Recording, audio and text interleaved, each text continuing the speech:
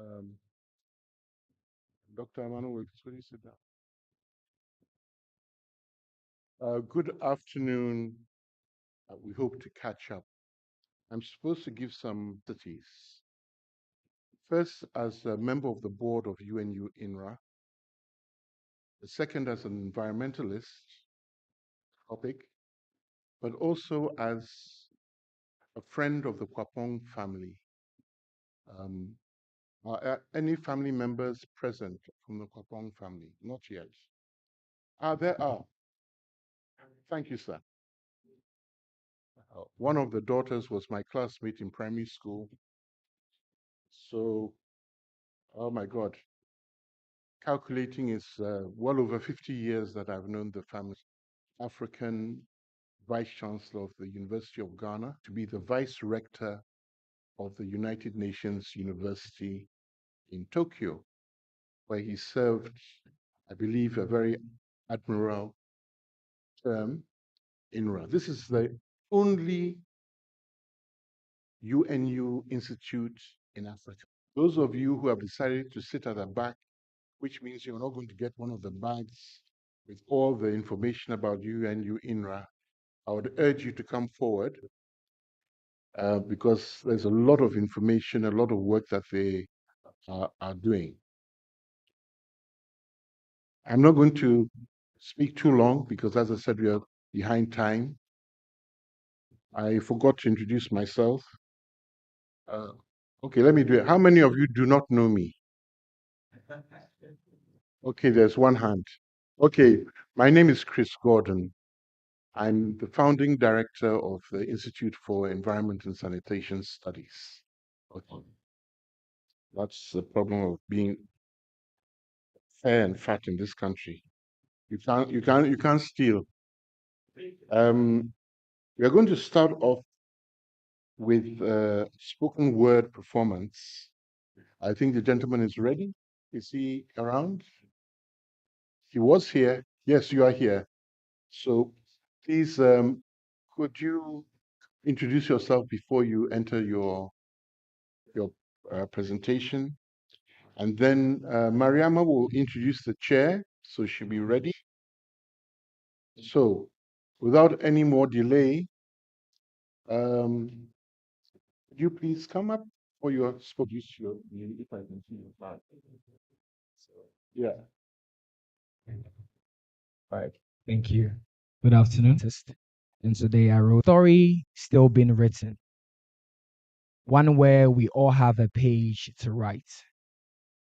Where the ink to design, redesign, not just ready to discover, but rediscover. A continuous writing of a story. Once upon a time is the same line that started it for many countries and continents. For discovery was not the arrival point, but just the beginning of the future of harnessing all our opportunities. The colors of the land depict richness that we start. A voice in the wilderness calling to every ear that will hear its plea. Refusing to act is like seeing a baby cry while you stare and do nothing. Let's take a pause. Will the new discovery of bauxite excite you? Will new lands of gold and precious stones, fields of green and rivers of endless flows put a smile on your face? Or will it remind you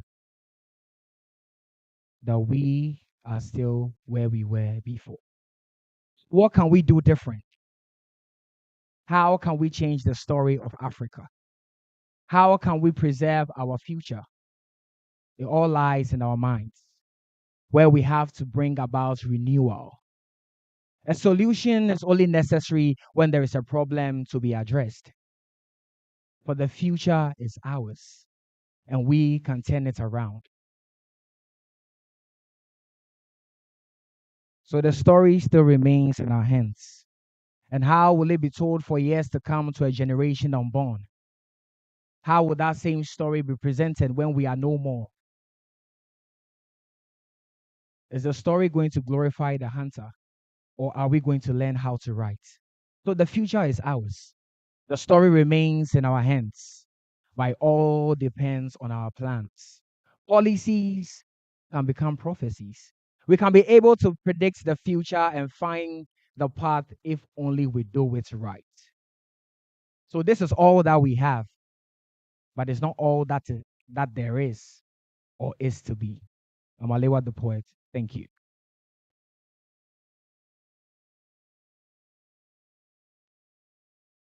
Maria?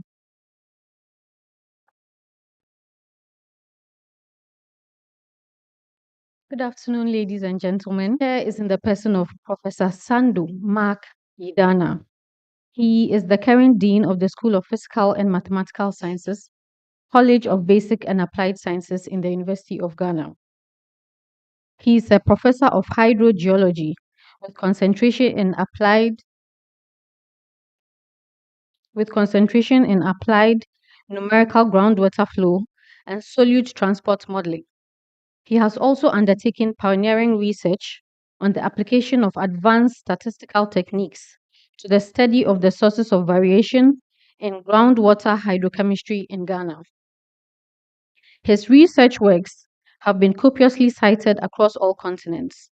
Prof. Idana has attracted research grants and contributed to the mobilization of research support equipment and software valued over $50 million over the years. He has consulted to a number of national and international organizations, including the UNDP, Ministry of Environment, Science and Technology and Innovations, the Water, Climate and Development Program, Water Resources Commission, AeroCha Ghana, mentored and continues to mentor several professionals at the PhD level, both within and outside of the University of Ghana. Prof. Idana has an unwavering penchant for the application of technological innovations for facilitating processes, especially in the areas of teaching and learning. He has served on many boards, such as the University of Ghana's Appointments and Promotions Board, College of Basic and Applied Sciences Board, Board of the Office of Research, Innovation and Development, School Management Committee of the School of Physical and Mathematical Sciences, University of Ghana, Academic Board. The list goes on and on. Since 2013, he has been on the editorial board of the Journal of African Earth Sciences, where he serves as a subject editor for the hydrogeology and regional editor for West Africa. Prof. Idana has previously served as head of the Department of Earth Science and School Examinations Office for the School of Physical and Mathematical Sciences. Ladies and gentlemen, please welcome our chair with a round of applause.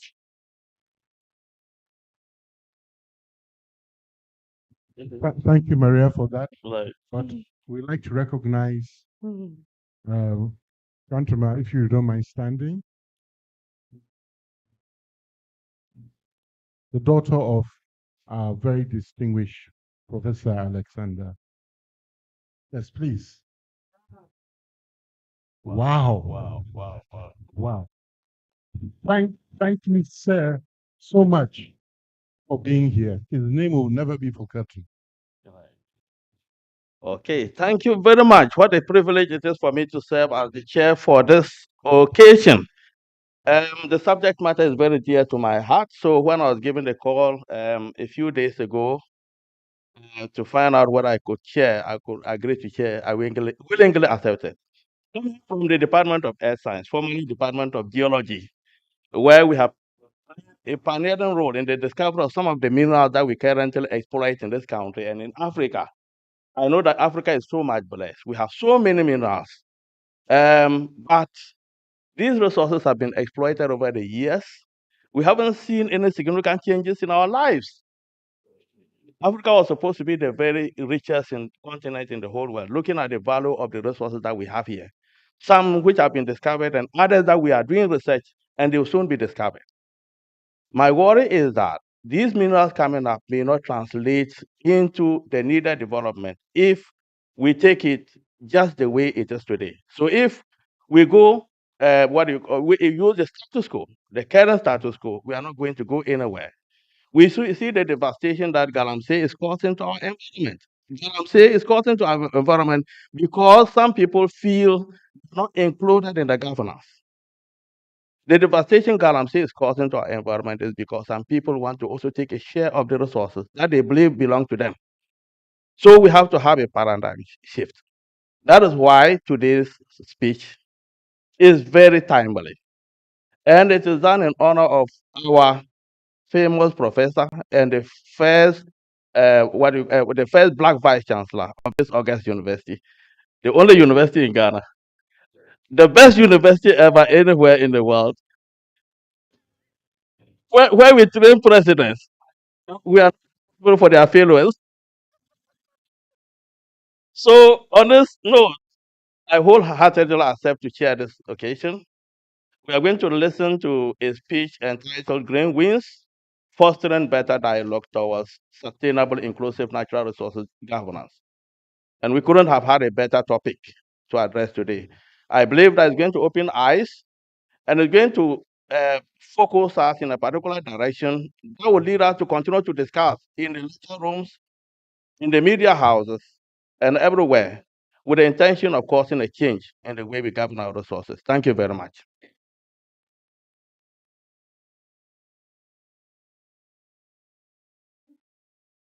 Thank you, Prof, for that. If you want to know where the gold is in Ghana, ask this man. And now I believe it's not just gold, it's lithium, rhodium. The sedimentary basin occupies 45% of the land. Hey. Well, I'm very privileged to introduce briefly, I believe, because his profile is given, but I've had the pleasure of knowing him for the past 2-3 years now, and I am amazed at the breadth of knowledge that he has. And I'm talking about true knowledge, not book knowledge, of the developmental challenges that we have in Africa. They say seasoned. When they say seasoned, it means old. A seasoned international development practitioner, over 25 years leading inclusive transformational development across public, private, and non-profit sectors. Through leadership, if you look at the organizations that he has worked with in the past, the VSO, ActionAid International, Oxfam, Absolute Return for Kids, Chemonix International, that's a very large consulting company.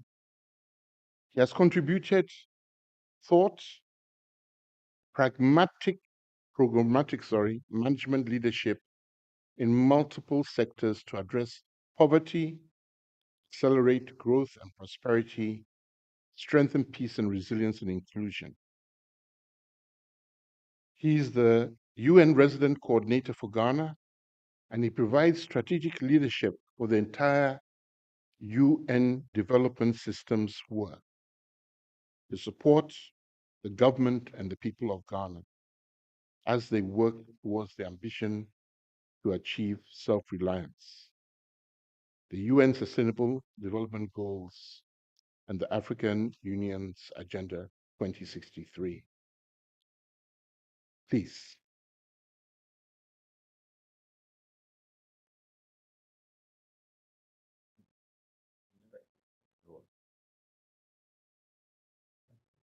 Thank you for welcoming me here. Sorry, Charles. It seems that I assumed your name was up there. Yes. So his name is Charles Abani, from originally from Nigeria, but now an adopted Ghanaian. Thank you. Thank you. I've been advised in line with my accidental diplomatic status because really my history doesn't speak strongly to that, that I have to do protocols. So the chair of the occasion, director of the UN University, the chair and board members of UNU, my sister here who is in charge of thought leadership here around the space, distinguished guests, and it's an absolute privilege to be able to meet the daughter of Professor Kwapong and his and his brother. I think it's a unique, privileged opportunity for me to stand before you here and to appreciate his work and the memory that continues to be extolled through that process. And I think enough has been said about that, but nonetheless, I want to say I feel humbled. I also feel humbled because I'm a mister. Very often when I go to events, people say doctor. I say, no, no, no, I never quite did the PhD.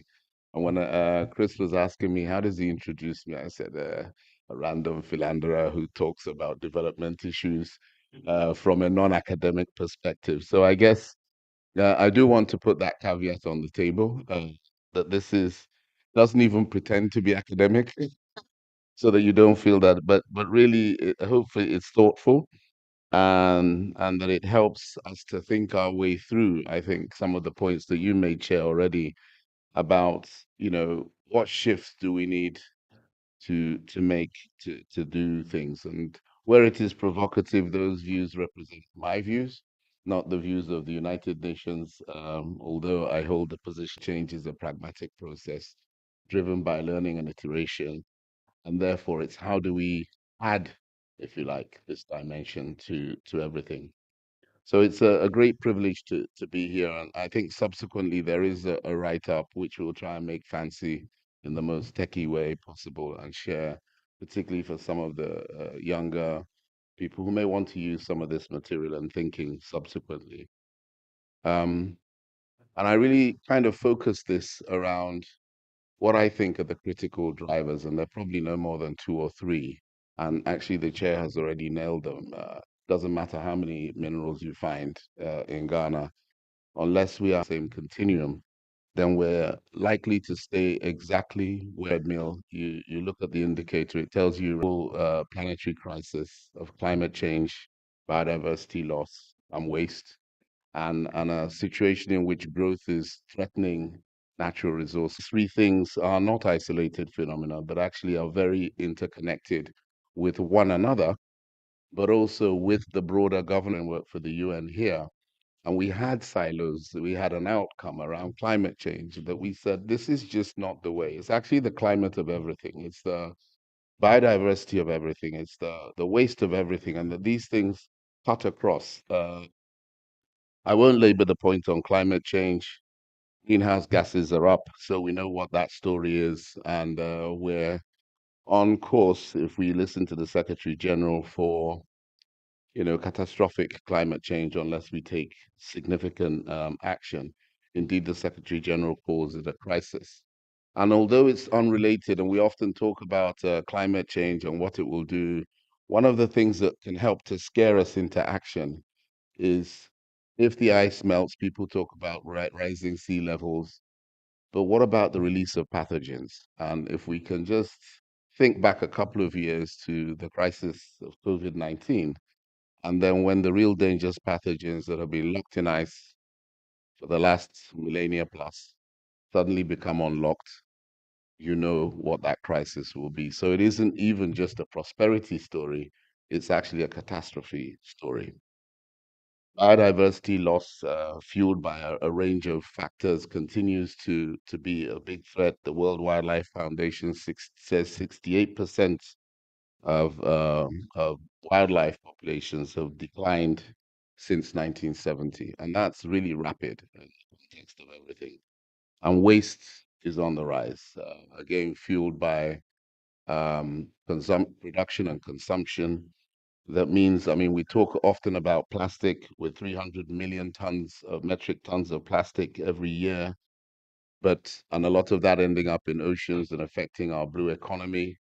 But waste is everywhere. We have fast fashion, which means that if you actually go the waterfront to do some of the cleanup, almost I'd say futile cleanup exercises that we do symbolically, there is embedded fast fashion in the sand on a scale that is crazy. So really, we have to work on these things.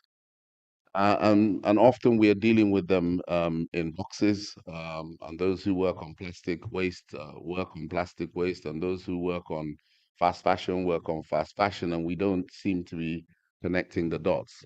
And I really appreciated being the the parts will never, the whole will never amount to more than the sum of the parts. And I think this is a key point here. We also live in a world, and I think my colleague here, the chair, talked about Garamse. And so let me even talk about this, because if we don't have an integrated environmental, social, and economic understanding, as well as the policies framework, we won't understand why progress means that we're standing in the same place. And Galamsey in Ghana, but well beyond Ghana, is a typical example of that. We often talk about the environmental impacts of this, but we are not really addressing, in fact, one of the elephants in the room is we're not addressing the key drivers. People's perception about wanting a share, an equitable share of the benefits, um, unaddressed governance questions about the role and ownership of land here in Ghana, and the structure and power of chiefs in relation to a legislature that can legislate away whatever it likes in the parliament, and that has no impact in terms of what people do on the ground. And often, this is why we say actually, absolutely, that context is everything, because unless you're dealing with that context, you're not going to resolve the problem.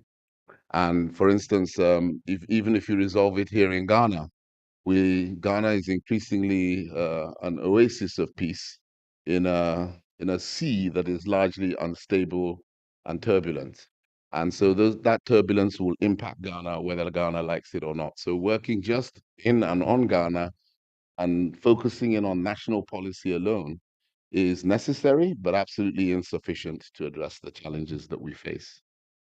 So let's come to the sort of narratives that are around this. Maybe before saying that, energy is at the heart of everything. Ghana's development aspirations, self-reliance, country that is wiser, wealthier. I keep forgetting what the I stands for, but I'll try and remember. But wiser is the acronym for Ghana's development ambition. Wealthier, inclusive.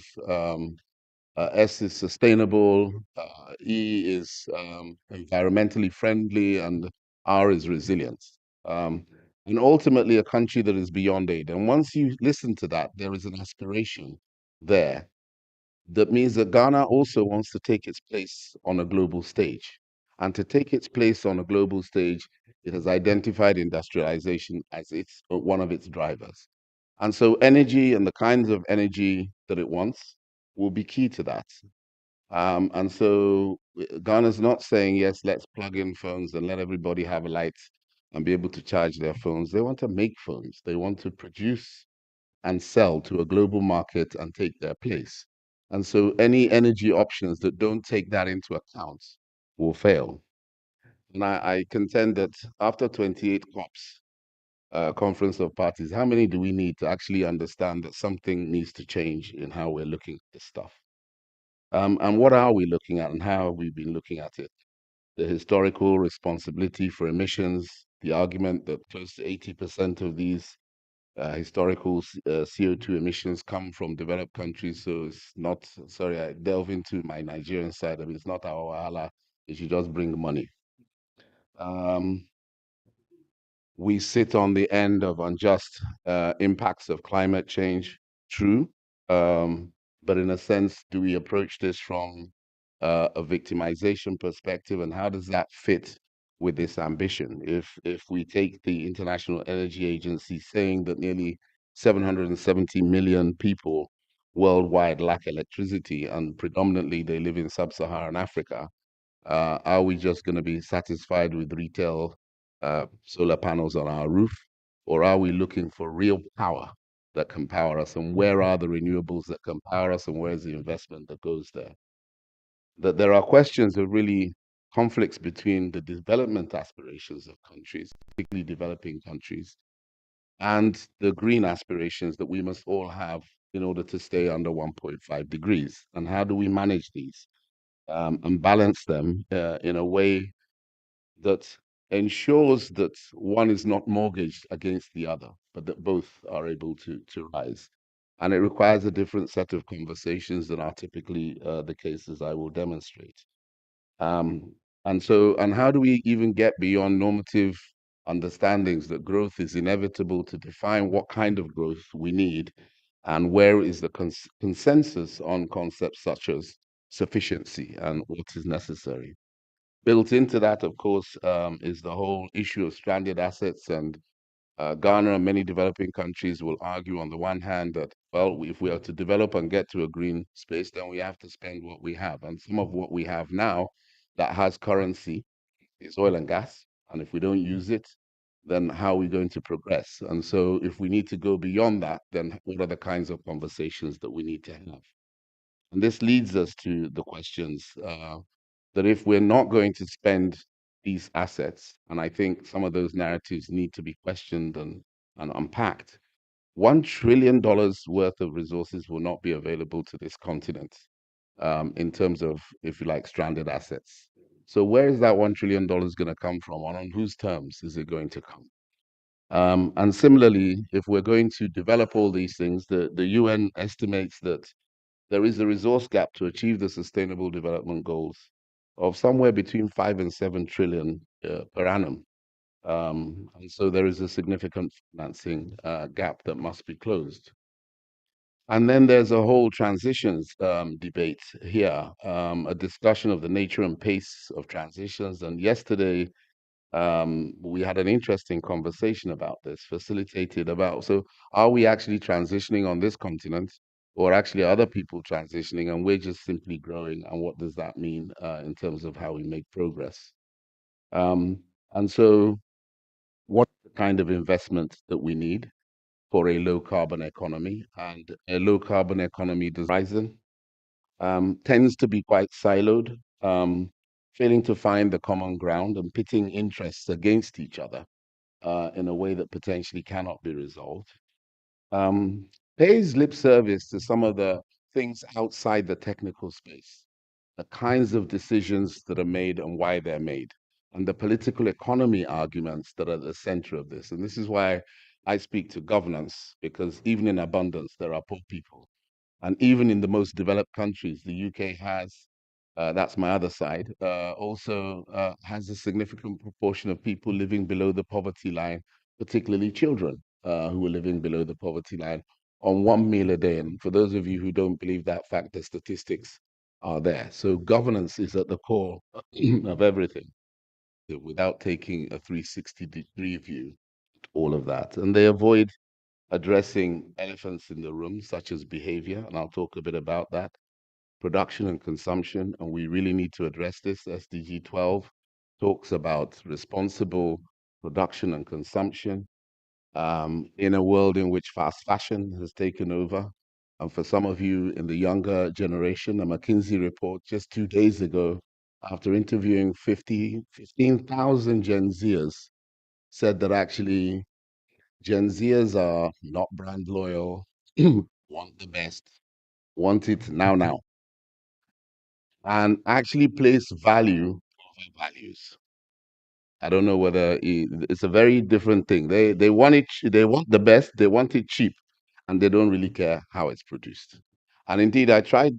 We don't care. In fact, it was more apocalyptic because one young person from Europe was saying to me yesterday evening, just 18 years old, that we want the best we can have because we know that everything's going to pot. And so, actually, for the smaller life that we have, because you guys have lived and enjoyed your lives, we want it to be super good. So, actually, there are emerging trends about kind of what is incentivizing behavior that we make inherent assumptions are headed in the right direction. But actually, the evidence doesn't support this. And I think you talked about evidence earlier on. Simple narratives often conflate really complex issues.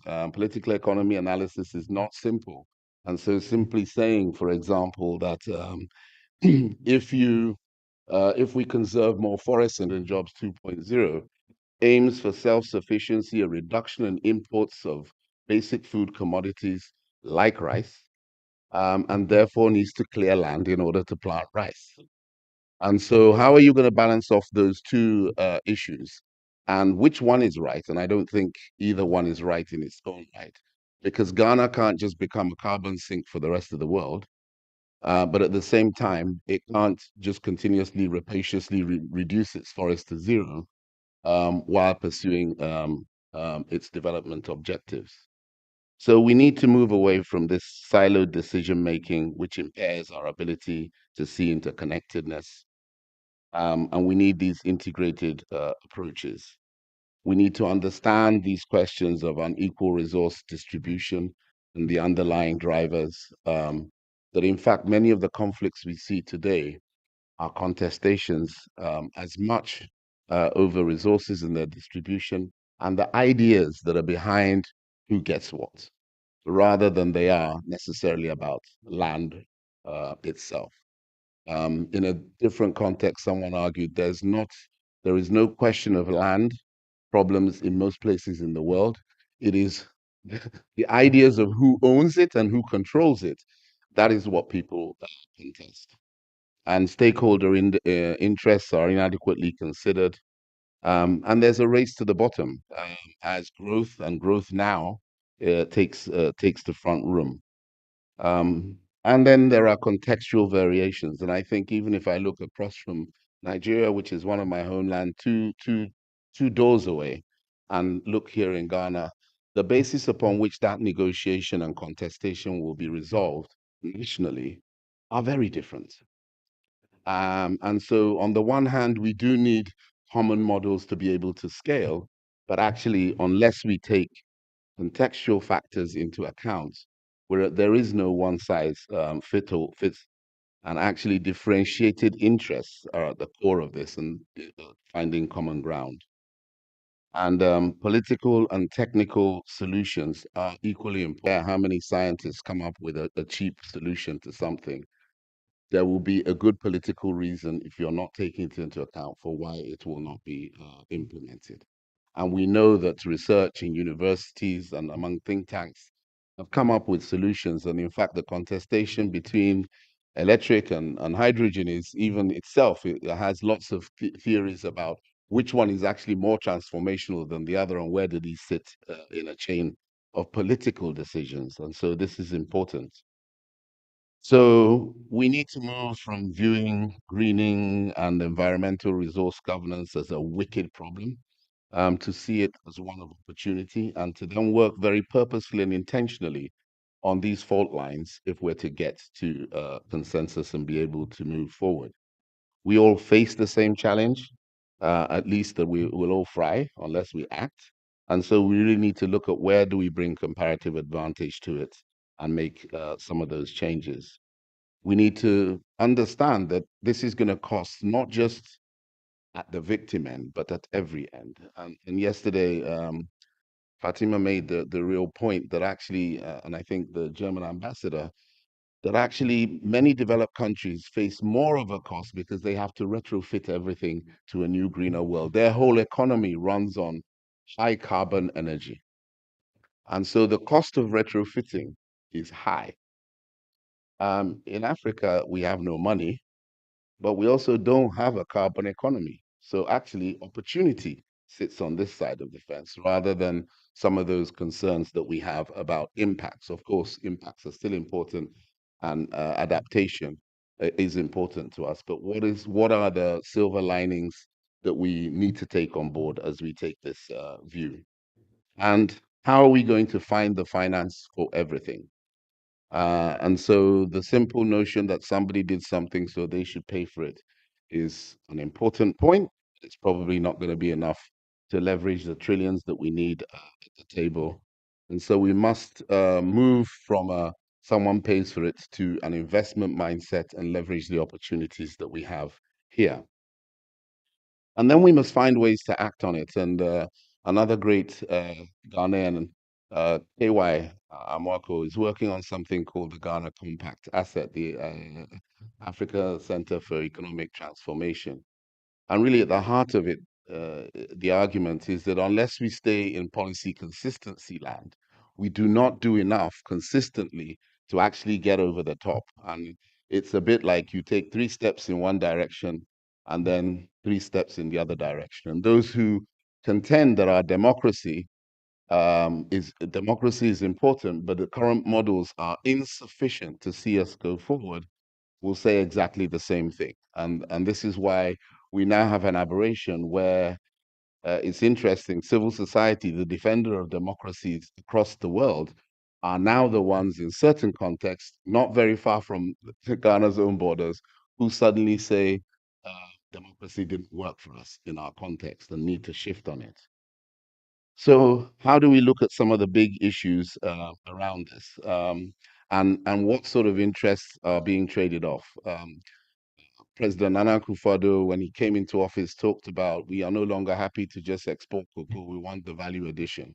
And then a whole set of counter arguments will turn up as to why, including some of the most ridiculous, that cocoa can't actually be blended into fine chocolates in tropical climates of this nature. And so everybody presents their own sets of interests, and how do we get to the bottom of this? And one big question that I have is, energy consumption models need to be recalibrated in order to make things happen. We need to really address more centrally these questions of responsible production and consumption. We simply cannot go on, and this is what worries me about the Gen Z responses that are coming, on endless consumption, now, in a world with finite resources. So we really need to have that conversation if we're to make progress. Um, and we must address the imbalances that exist, find the finance, leverage technology and innovation, because technology and innovation offers huge opportunities to leapfrog and make progress. And you need look no further than mobile telephony. If you were to consider what it would have cost Ghana or any of the African countries to roll out the ITT cables in order that everybody could have a phone, and then think of what that technology of mobile telephony did to transform access to information, education, communication, business in one technological swoop. We need to really look for those. And I would contend invest in owning those on this African continent, which implies investments in research and development and institutions such as the university, where actually we know across the continent resources are actually going down rather than. So, how do you find win-wins? I think we need to be saying the same thing. Very often we think we're saying the same thing, but we're not actually saying the same thing. For instance, there are conversations around carbon markets that talk about them addressing climate change. I would contend that their value is in unleashing resources to developing countries based on value that they proposition rather than receiving loan and grants.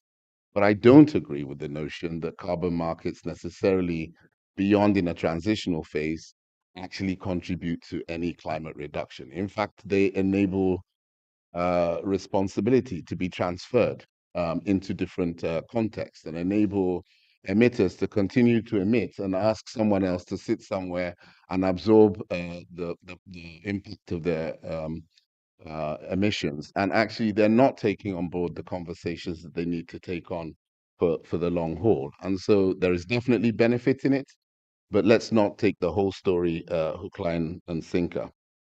Um, and so we must also build trust, and trust means that we have a shared understanding and that we all know what we know. In fact, in Nigeria, there is a saying, we all went to Harvard. And when I asked the question, did you really go to Harvard? He said, I didn't have to go, but I went.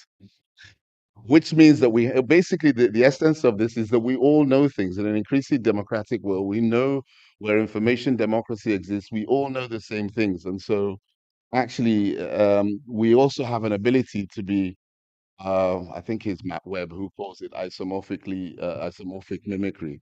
We know, but we will say what we need to say to get what we want. Yet we worry about it when poor people do it and we say, hey, he's cheating me. But we all do it between countries. And so, how do we know and build the trust around the fact that we all know? And how do we go beyond these zero-sum games, which simply aren't going to solve the problem? They're just going to pitch us one against each other. And can we have the honesty and the transparency around this as we begin to have these conversations and align our interests better, share power, involve people better? And I know that often when we start this conversation, and my topic doesn't really cover this, but there are huge gender dimensions to all the issues around natural resource governance that have not been addressed. How do we acknowledge these differences? The values are different, the culture is different, the processes and how we think and make decisions in Africa is different necessarily from how we don't live in insular, uh, if you like, family units of 5 people where decision making ends there. We actually live in communities. Even in modern day Ghana, modern day Nigeria, we live in communities and the choices that we make aren't driven in exactly the same way. So, how do we bring those to the table? And how do we bring something that I know Fatima talks a lot about, which is going back to what is our indigenous knowledge and how we scaling our indigenous knowledge rather than taking on board new ideas. And I often talk about this to tech entrepreneurs when we talk about technology and MSMEs, and people are going to look for ideas from New York. When actually, when you look carefully, the Chinese and the New Yorkers are coming here to take your ideas to go to scale, and the unicorns that are emerging from indigenous knowledge that sits here. So almost this is why this Edinkra concept of Sankofa, go back and get it, is such a powerful narrative. And when we now start talking about we don't want to overfish, not that we are the ones overfishing. The people in Jamestown always kept Tuesday aside to not fish because they did understand that they needed to maintain and conserve fish stocks. It was not because there was some juju man sitting in the river in the ocean on Tuesdays. It was because these concepts existed and that forests were protected sometimes through scaremongering tactics that actually meant if you touch this tree, your ancestors will be impacted. But it was a natural resource governance mechanism. And how do we bring those back to scale while being more scientific about incentives that already exist? You know, San Francisco does cap and I forget what the second term is, but basically, like I said, cap and transfer means simply if I can't cap it, then I just get someone else to sell it off to. And I think innovative finance. I think Africa needs to see carbon finance for what it is, an opportunity to generate resources that are not going to be handed to it, and it shouldn't be handed to us in a way that enables us then make the right decisions. But as the chair has said, we then have to make the right decisions. Otherwise, owning large tracts of lithium, owning large tracts of bauxite, we enter the same resource trap that happened to a number of countries, including mine, when oil and gas was the thing.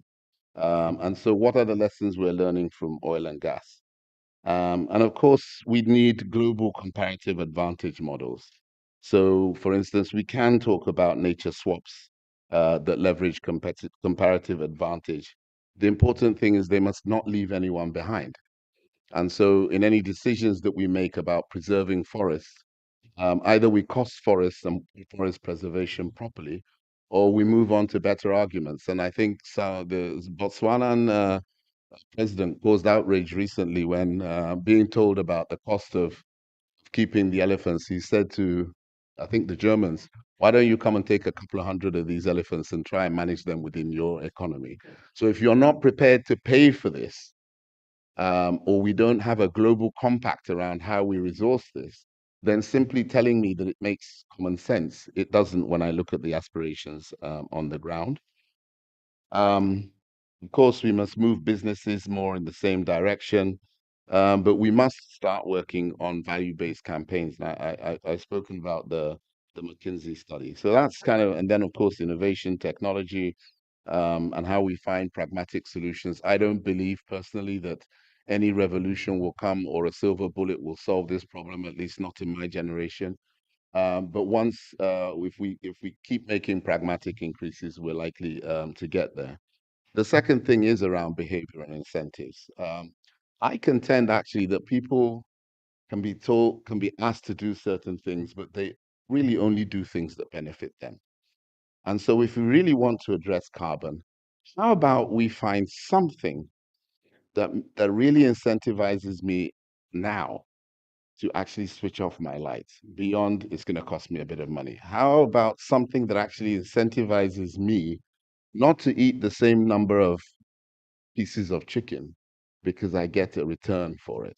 And I think technology and blockchain and AI can actually offer us these solutions that mean that right on these gadgets called your mobile phone, you can be incentivized to receive some kind of credit for shifting behavior, and that want to explore this option. Come, let's talk later and create this new unicorn that is able to provide this incentive-based system that will really work using gamification and other ideas to really move things forward. So we must get beyond policy, myopia, short-term views, and this is where this also intersects with governance questions and democracy. Does here, to use Ghana, how does the life cycle of 8 years on, 8 years off, skirt and blouse, however you describe it, right? How do we have policy consistency that transcends that, so that we're not having decisions and resources used in ways that address more short-term needs, but rather look at this longer-term view. And I think we've talked about kind of corruption and poor governance, but I tend to call it more transparency and accountability. How do we really drive this forward, and where again can technology help us to find ways and really move to trade-offs that are about the longer term, agreeing that the shorter term trade-offs are not in our interest. And improve data and its use for decision making, and invest in research and development. The voluntary national reviews that the UN did and does across the board, Ghana last did one in 2022, talked about significant investments needed in research and development. When we look at the way in which resources have been allocated, we all seem to agree it's needed. But then when you look at where the investment is going, it's not necessarily going where we need it to go. And actually get serious about compliance monitoring, and do the work that builds the incentives across traditional systems, communities, and the government of Ghana to address issues like Galamsey. I contend that if Galamsey was addressed, the illicit financial flows that pass out of this country would negate the need for any IMF deal, completely negate it. The estimates are not for Ghana, for Burkina Faso, that they exceed $3 billion a year. You took $3 billion in Ghana for a 3-year program that everybody is suffering for. Focus on the change that needs to happen here in order to leverage and move things forward. And I think this is a key point that I want to make as I conclude. So where are the opportunities? And thank you, Fatima. I have to acknowledge your intellectual piece around this, a lot of the thinking. We don't have a history of carbon. So it's less a transition, but more actually a green growth trajectory. And so let's stop talking about transition and then figure out how we use the resources that we do have that tend to move us in that direction. In my place, they say sometimes, forget waiting the right for moto, enter moto. I don't know whether you understand what that means. It's like, so can we, not pause and spend all our time navel gazing, but find the pragmatic solutions, grab them, understand where the limitations of them are, and use them on our journey. We also possess the natural resources. Chair, you talked about this. 46 of the 66 minerals needed for green transition sit on this continent. Um, how are we going to leverage this? Lithium is one, and it's a contested case in Ghana. And it's interesting. I'll use this to talk about this. And next week, the EU have an EU business, a Ghana business forum. And the 9th and 10th, we are co-hosting an EV conversation. And in simplistic terms, people say, oh, yes, you want more EVs, but you put 20% tax on EVs. So how are you going to see more EVs turn up here? When you go and talk to the government of Ghana, they'll tell you, we have a local content policy that says, if you're taking lithium from here, some of the downstream industry must be here. Otherwise, this teeming youth sitting at the back will not have jobs. So if the idea is to take just the lithium out and then bring us back the completed car, you will pay 20% tax. And similarly, when we've had our discussions about um, um, various kinds of taxes. We need to understand the incentives that make a government and put them in place and align that with something that looks like a simple, straightforward principle. If you want more EVs, then make them tax-free because the cost will come down. But for who? And if Ghana's youth don't benefit from it, who will even benefit? So how do you integrate your economic responses in a structured kind of way? We do have carbon sinks here. We mustn't become the carbon sink of the world, but we have huge opportunity to leverage that space, not least from the Congo, and get those benefits out. We have a lot of indigenous knowledge. Um, 5 of the largest unicorns that have made it onto the tech market all come from local thinking, and yet we walk over it every day and trash it, and uh, don't leverage it and stand in complete disgust and say somebody came from outside and leveraged our own ideas and has turned it and now has turned it to us. So how are we really putting that at the forefront here? Of course, on land, we have more land than most other continents do for farming. How do we get to smart agriculture? How do we get that new growth happening? And how do we create platforms for I think for circular economy to work very effectively. If I'm using plastic and there isn't a platform around, again, these are all business ideas for you young people. Pay me later, thank me later. But how do you create the platforms that actually create this circular economy? Because people don't do things where they don't get value. But suddenly, if we come back to that intrinsic human behavior about what will incentivize me to take an action, then what are the smart platforms that you can put in place that can help to generate the basis for this circular economy? Um, in conclusion, we need to find the win-wins, and it's not that there aren't contestations, but I think that the will and the power is there. Developed countries need to move away from narrow interests because they are already in front, um, pursue more equity-based models, and address responsible consumption and production, often targeted at this continent. Developing countries need to take responsibility, though. We cannot continue to blame um, those who are advanced economies that they are the reasons why we are in this problem. How long? Ghana is one of the oldest, well, the oldest on the West Coast, 1957. How many years? I don't think I'm as old as Ghana, and I'm old enough to stop blaming somebody consistently for my failings. So when are we going to take that responsibility? How much we get to the policy consistency that we need? And very often you find the EPA, which is actually in Ghana, is a model on the continent around Article 6, for example, and really creating the basis to leverage finances in from, and probably is the only country that has done 3 or 4 deals on carbon finance so far. And the rest of the world is trooping here to learn how to do it, but it's not connected with other departments who are involved in these same things. This morning, I was making a speech about digital and e-commerce with the Ministry of Trade and Industry, and we have no participation from other integrated ministries who could actually benefit from this in significant ways. And so we must really do that and move away from a give me a grant to actually an investment mindset that leverages what we have and really take this indigenous knowledge. And a last word on AI, and I know the rector is a great proponent of AI.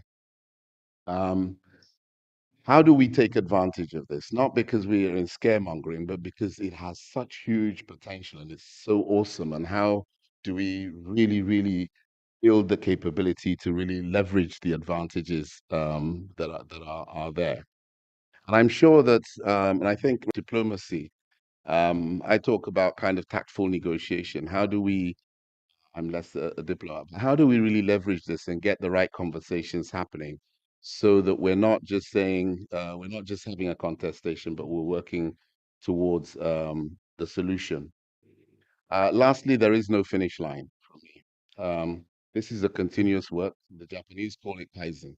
And the improvements that they get from Kaizen means that they are a market leader in many, many areas. So how does this, there is no destination. This is a journey and a journey in which we dedicate ourselves taking responsibility and feeling empowered about what we can do to drive us forward.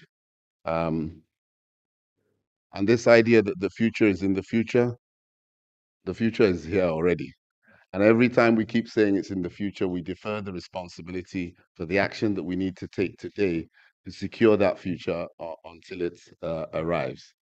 So I think with the right mindsets and the deployment of the right capacities, amplifying accountability, and investing in a resource constrained environment in the most catalytic and transformative opportunities collaboratively, we can make this happen.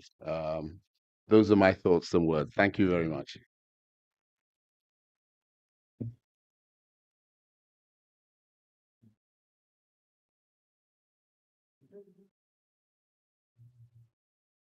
Um, I don't know what to say. I'm praying that discussant who is following, who I'll introduce very briefly, is the former legal counsel to the Environmental Protection Agency. She also led the process of developing the strategic environmental assessment for Ghana. She's a lawyer, and she also holds a PhD in environmental science, and is a former student of mine, which is why we could get her here. But before you come on, Christine, that's Dr. Christine Asari. Do we say Esquire for the women too? No, okay. Before you come on, I think you have raised many, many interesting points. And you talked about agency and voice. You didn't say it explicitly. You also talked about power and control. You also talked about justice and allocation. And I feel that the so-called Gen Z, the young people, look, do I care about 2080? I don't care about 2080. It's my pockets. 2050, maybe 2030 if I'm not careful. So the point is that you need to take control and ownership of the future. The future is now. And if we don't start making changes now, you will need more effort in the future to bring us back on the right track. Those of you who are married, the ladies here, or the spouse, you know that your male driver is going in the wrong direction. I tell him, oh, we should have turned back here. Say, I know where I'm going. He'll go, and instead of making a small correction of 5 minutes, now you have to do 2 hours roundabout. You have to make the people in power listen, or you have to get into power. If we do business as usual, you are all doomed. Already the plastic, microplastic in your bodies are going to kill you, let alone the heavy metals from Galamsey. In Saudi Arabia, how many people did not die of heat? It's coming. The heat is coming. I'll be gone. I think we have to give Charles another round of applause for a wonderful presentation. And Christine, you have 15 minutes to deal with more than a thesis. I'm telling you, he's made my work very difficult. So many varied points, all very important. I'll take it from, a lot of what Charles talked about. It's on environmental governance. I keep saying, and I like the points that you made about, I'll start from climate change. How many COPs haven't we had? What changes have we really seen? I always tell my climate change colleagues, you're always on the plane, hopping all over. But really, what is the effect? These are things that we need to look at. We can't keep doing what we're doing over and over again with no change. how do we actually make an impact? You talk about, the carbon economy and all that, trying to transition our economy, or what, having a whole new green economy based on climate change. Really, over the years, I've been in EPA for the past 33 years. And I keep saying, when we started with climate change, what can we say we've really done? Fine, we've done a marvelous job with getting contracts for this, Ghana being a carbon sink and all that. But it seems to be stuck at EPA. Honestly, I really think you hit the nail on the head when you said, look, the future is now. We need to take some practical steps and get some solutions. We are all complaining, especially the women. When we go to the market, it's so expensive, right? You can't even get fruits. I look in my fruit basket and I can't get fruits to buy. You go for one orange and it's 2 cedis, 50 pesos. Since when? In Ghana. How much is it? 3 cedis. So, and every week it keeps going on.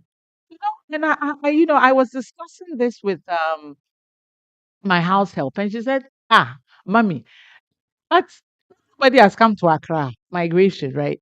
And everybody has sold their cocoa farms for Galamsey. So when we were young, the orange trees were planted within the cocoa farms. Now everybody's just selling their cocoa farm, the sustainable development goals. And this is how we were able to sieve through and get these 17 main goals. And you realize that they are cross-cutting, right? And they are intertwined and interlinked. But then I look back and I realize that what we've done, again, as Charles said, is to put them in silos. So everybody is taking a part. This is mine. Somebody takes goal 13. Oh, as for goal 13 is climate change. That's why I can get the finances. So everybody, as we had hoped today. Oh, let the so how, but we are leaving ourselves about. And he talked about, for example, our continuous policy. There are policies. So Ghana, uh, Ghana, our policies, our laws. Oh, tops. You heard him. People are coming into Ghana to learn about what? Uh, climate what? You see their countries as climate sinks. Really, are we really implementing them in the way they're supposed to be implemented? Are we following through? I really don't, I keep thinking about how do we change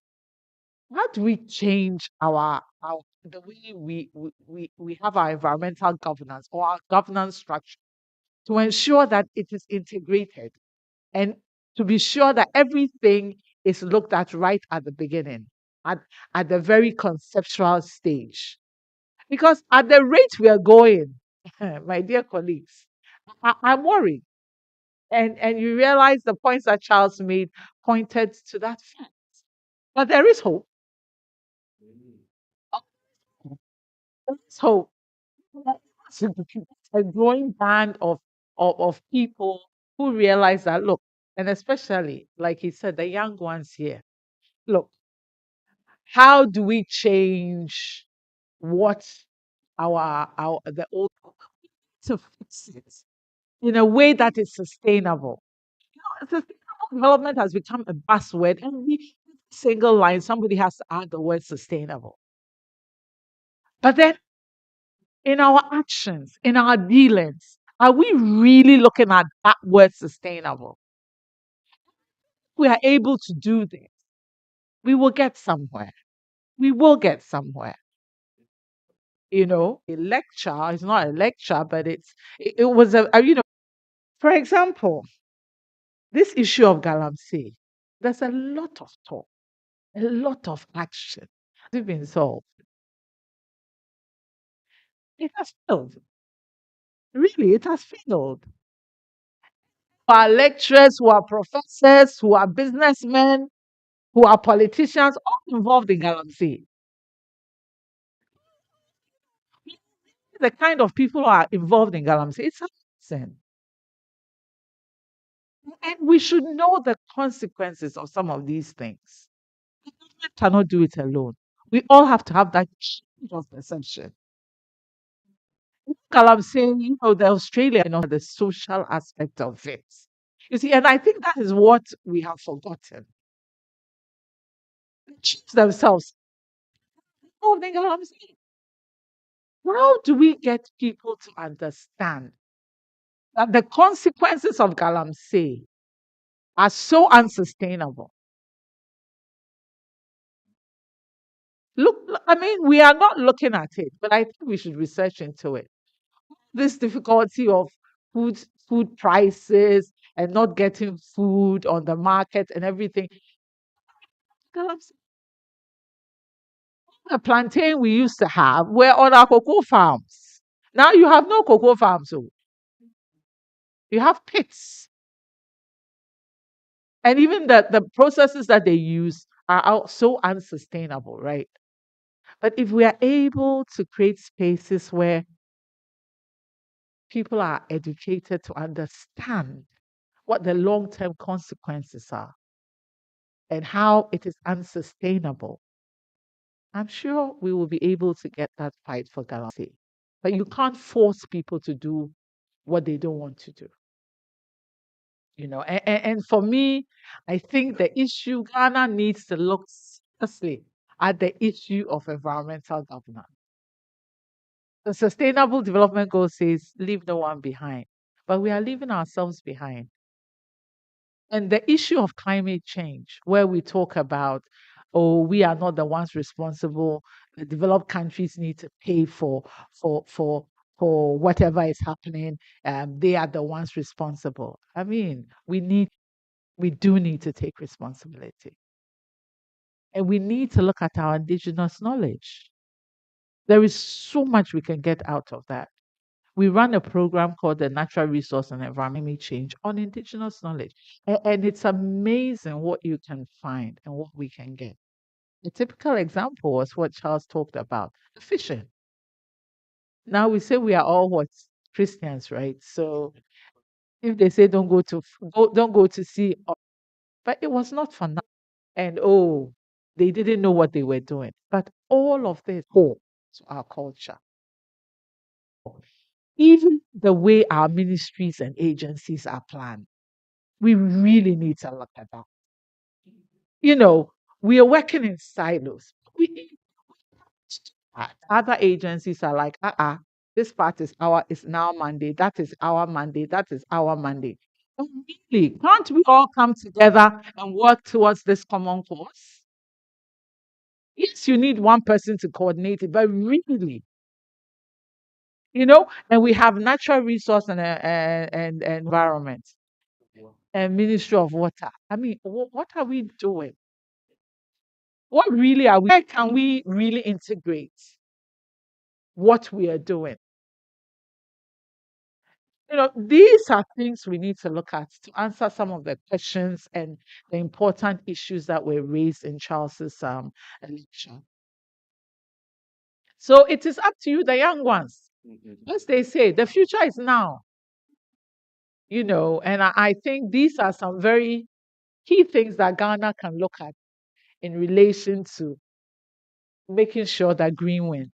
I keep wondering, it will be 2030 soon. Yep. And honestly, when you look at most of the reports that we gave at the high level political forum at the UN, we haven't achieved the sustainable development goals at all. At all. At all. It's not only Ghana, it's at the international level. So even at that level, we need to see how can we work together, because it may be good for the developing countries, but it may not be good for the developed countries. There are certain things that we really need to work together to fulfill and stop looking at we need structure. Thank you. Thank you very much. Than that.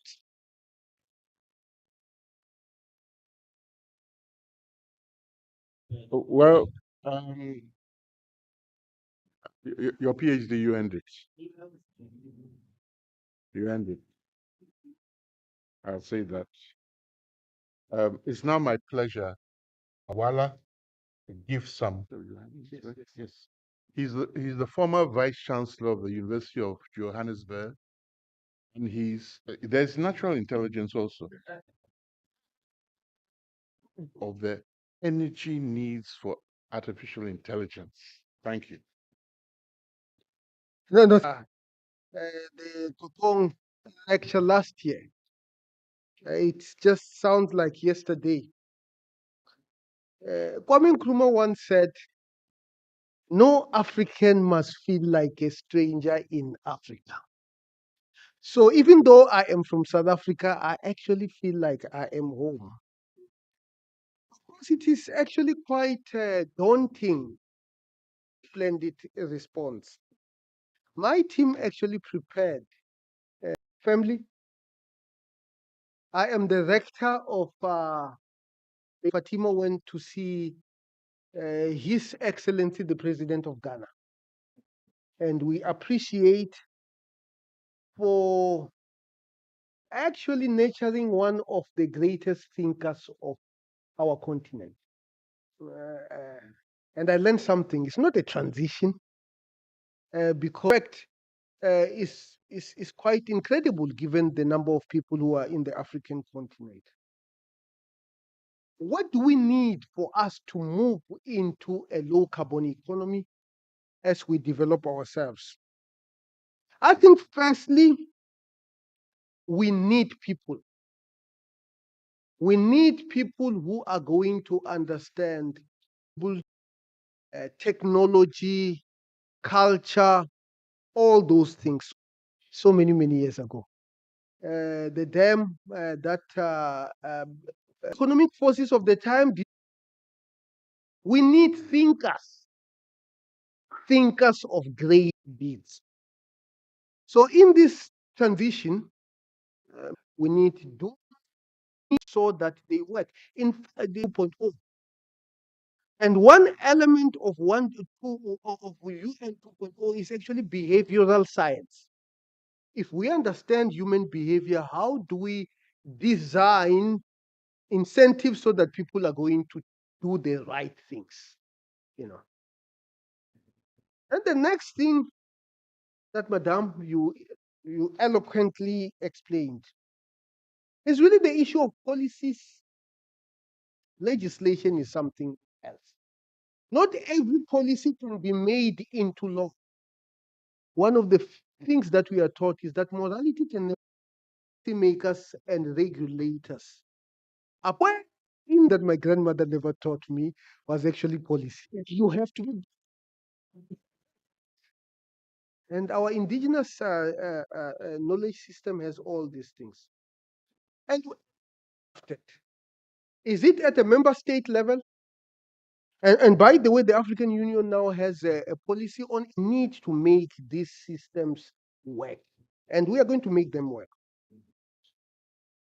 And then the next issue that is quite critical is the issues of standards. Many African countries they do not have standards that are embedded in their system. They absorb whatever standards. When a phone comes to their shore, they cannot be able to say, does it meet the following things before you can sell it in the market? Especially when things become technological.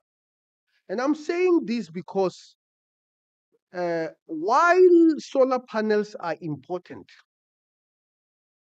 there are very few countries that have policies on how to dispose them when they are no longer working.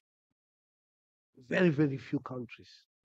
The most advanced countries, by the way, do not have a sustainable way of disposing. It means new ways of engineering. It means remanufacturing, reuse, economy, something that you have talked about, But the issue of standards also happens at all levels. In South Africa, we have something called the South African Bureau of Standards. And Chair, I'm not too sure what version do you have in Zimbabwe, but I suspect you might be collaborating with South Africa in that regard, you know. And Bureau of Standards is good when it is dealing with how much you should fill a bottle if it says it is 450 liters. And of course, because the systems are not perfect, you always have to overfill because you can't underfill. You know. But when it comes to technology, green technologies, even South Africa does not have adequate standards. Or some people say, no, the International Standards Organization is going to do these things for us. There's an organization called ISO. And I'm sure for those of you who have worked in industry, you know about ISO standards. You know, are they adequate? Are they enforceable? Because they're international standards. Unless you can embed them into your local standards, then they are not going to be enforceable. And then we come to the issues of legislation. Some of these things must be legislated. I say this because I understand that Ghana is going to be going to an election. South Africa has gone through an election, and we have been waiting for the cabinet to be announced for a month because they have to negotiate because nobody could get over 50%. And I say this because those are the people who are supposed to make the laws.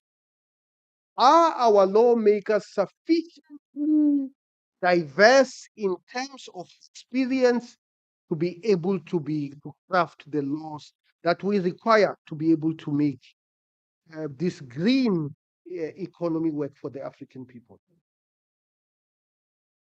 And then the issue of institutions. I'm not going to talk too much because I think, Madam, you covered it very well. We need to design institutions.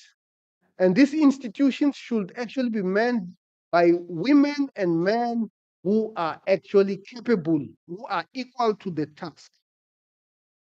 And lastly, I am going to talk about AI. I'm going to talk about AI because I hear that even many students, even here in Ghana, are using ChatGPT to write their essays.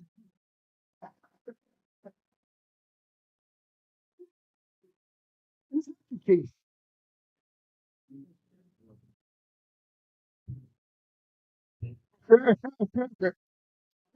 Supposed to catch them.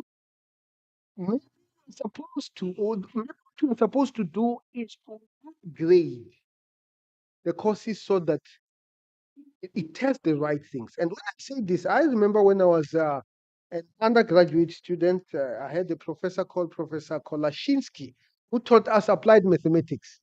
And we were going to write 3 tests.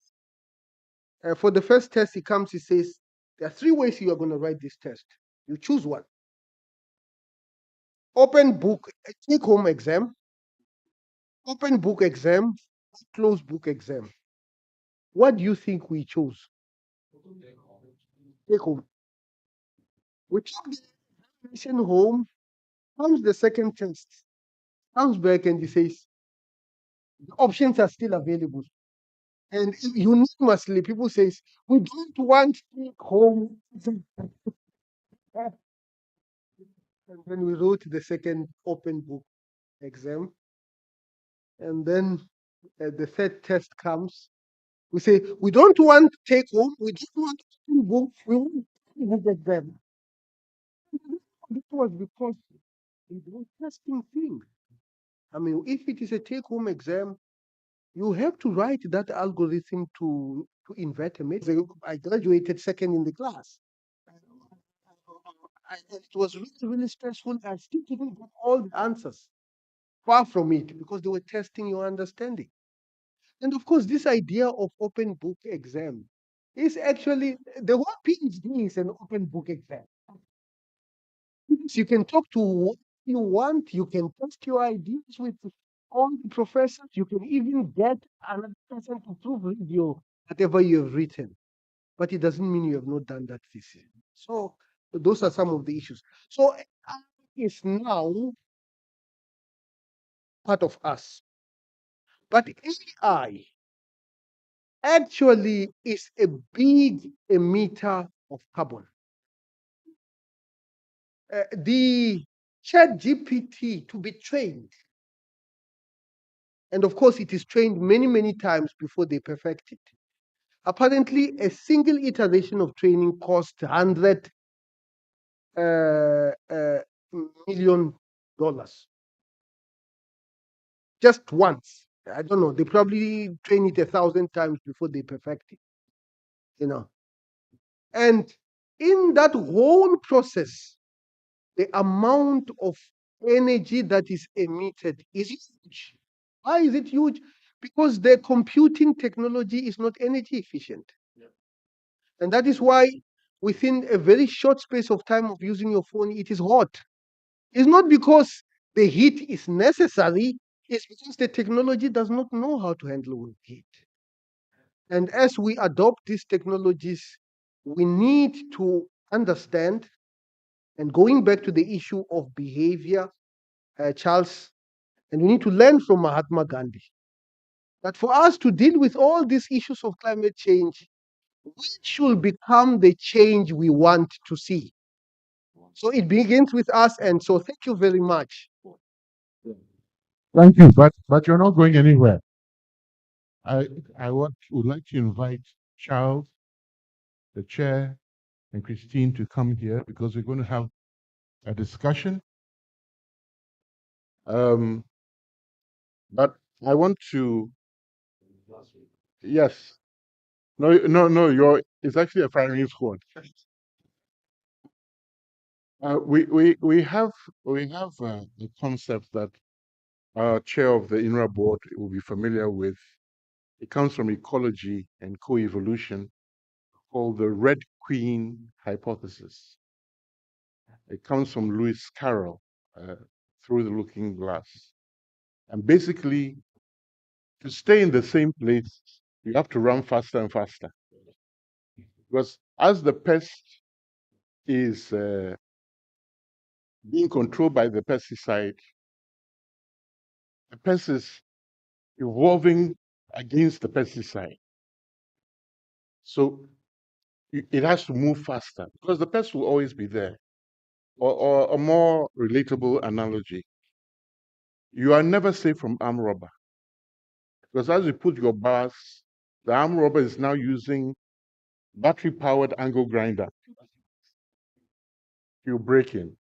But we are over time right now, and we have a short time now for a few questions that please you can address to the group. Now, because of the time, I want you to identify yourself in the bands. So let's take questions from this side first. Any question? Okay. We have one question here. Yeah, no. Hold on. Relax. Speak now or forever hold your peace. Okay, there are two questions here. So we take these two questions and then we'll come to this place. We will not come back to this side again. You've lost your chance. Please identify yourself and to whom your question is directed to.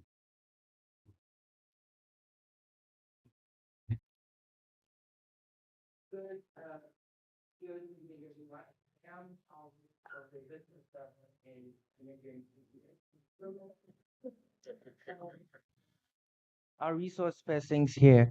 We keep talking about the future being now. We keep talking about Gen Z's taking over.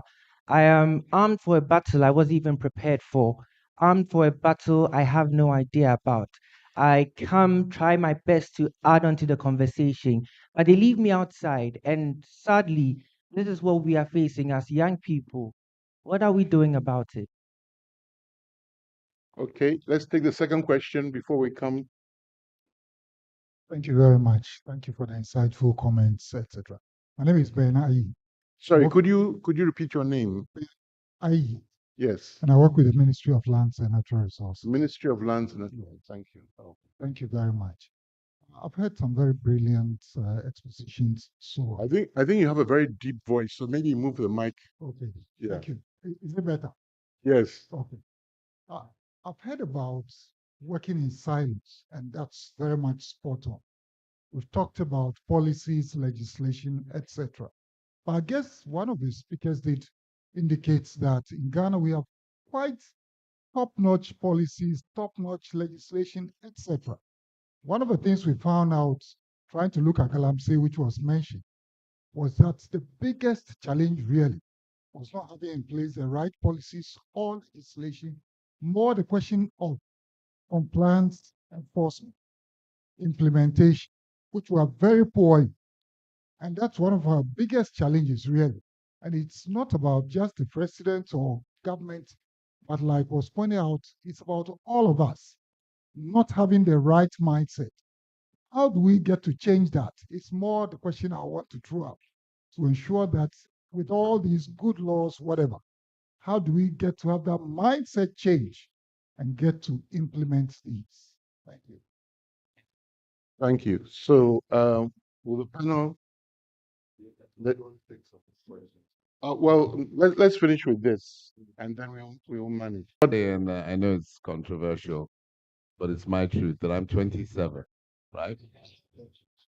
And I say that because that's where my mind, I find the most comfortable place in terms of getting through this life and understanding both the past, the present, and the future. And I think there are a lot of programs that are talking about young people, certainly across the UN. I could spend 30 minutes talking about that. And inclusion of young people in these conversations is absolutely critical in defining what the future will be. But the future is now. And in every young conversation I have with young people, I always say it's now. Because if we look at some of the key changes that are happening and some of the change makers, they're not necessarily people with gray beards like mine. They're actually very young people. And one of the key words the chair started out talking about, we need a paradigm shift. The modern construct of that is we need constructive and positive disruption. And I think a lot of that will come from a younger generation. There's other stuff I'm writing where I have a lot of faith that actually there are major shifts that are proving that young people are taking responsibility, and systems must find ways to enable you to do that. But speak out too on the areas that you think are going to be transformative and will enable the transformation to happen.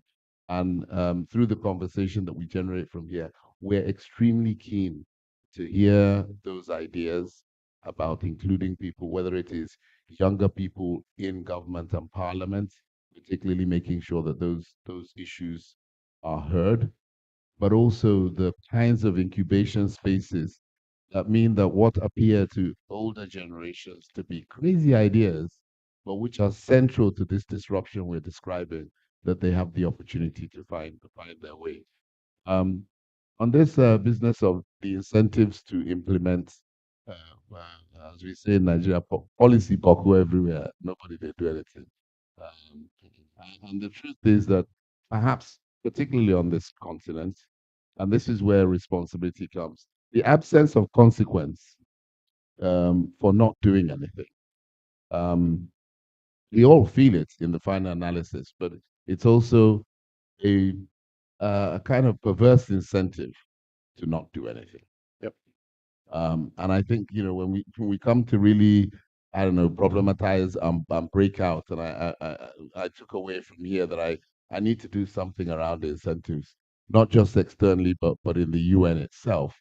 That we really need to reconstruct incentives properly. But I do know that the absence of consequence is now the norm, and therefore it's okay if you don't perform. It's okay if you don't do your job. And it's okay if you ignore a policy. In fact, we are so pragmatic that we meet ourselves coming back in the opposite direction where we are being so-called flexible. So I do think that we need to come back to, and there are threads of this about how we behave and how we think about making sure that those things that we have said we will do. Why is it that there are policies against Galamsey, and yet, as you were saying, there's Galamsey everywhere? And it is creating consequence. And the consequence is not even just environmental. In fact, that's downstream, unfortunately. The upstream impact of this is that you are spending a resource that you can never get back, and someone else is taking it away. And it's irrecoverable. The gold, the stuff, it's irrecoverable. You can't get it. You can't go and grow it on a tree. And so it's gone, and it's sitting in someone else's vaults. And once it's sitting in someone else's vaults, they appropriate the value. So and saying that somebody else should do something about that, that is our responsibility to work on. And there must be consequences for this. There must be consensus around the responsibilities for it. And I think this whole question of, the Summit of the Future will talk about sustainability, um, because actually we must ask ourselves, how are we defining sustainable now? Is it just putting the word in front of everything that we do, or is it that actually it must meet certain clear criteria? And the last one, even for the UN, as we sit in the UN, the very last of the five big things on the Summit of the Future conversation is, what is the global governance we need? And Secretary General says we have 20th century institutions trying to solve 21st century problems. What's interesting to me in the UN is that we spent actually a good amount of time asking other people what they think the global governance should be. We spent zero time reflecting inside the UN on the necessary changes that we know will need to happen. And one of my other kind of topics of conversation is, why do we need a crisis first before we respond to the obvious? And I think this is probably something. This is coming. Those of you who watch Game of Things, the Game of Thrones, the White Walkers are coming. They're coming over the wall. And if the guys who were on this side didn't do something, then they come over the wall. And we see them come over the wall metaphorically, and we're doing absolutely nothing. Okay, Doctor, you take a second, but just before you come in, we have a popular singer, and he has a phrase in one of his songs. He say, "Part-time Christian want to fight full-time devil." This thing. So, Ben, I think we are all in this together, right? I really think we need to seriously think through our governance of this whole um, environment and natural resource structures that we have in this country. We've had it for years. Is it working? We haven't really evaluated it, and I feel we need to all start sitting up and thinking through how effective we can make this environmental governance structure. That's the answer I would Okay, give to that. thank you. Let's go to the middle block now. Whoa, we have, wait, let's identify one, the lady, the professor. Hey, there's a young, so there are five from this side. Are there any at the last corner? Yes, no. Okay, so the last five questions will be here. So you'll be, don't worry. You can, yeah. Thank you, MC, for giving me the opportunity to ask my question. By way of introduction, my name is Andrews Derry, and I'm a postgraduate student studying sustainable development. So matters like this are very dear to me. But I must admit that I'm not a happy young man.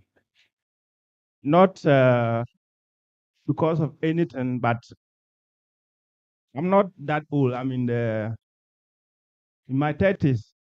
But what I saw growing up and what is happening now, in fact, that is why I said I'm not outside and do the program that I've talked of.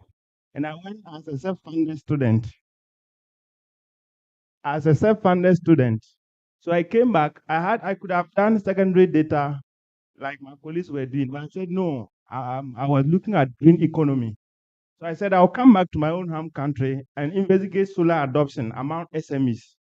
The issue of solar adoption has been on the slow side among SMEs, and SMEs are the key drivers of our economy. So I came down and how to get the data from the institutions. It has delayed my graduation. Nobody knows me. So you send a letter to get an interview, and you go back the next time, they said the letter is missing. We can't find your letter.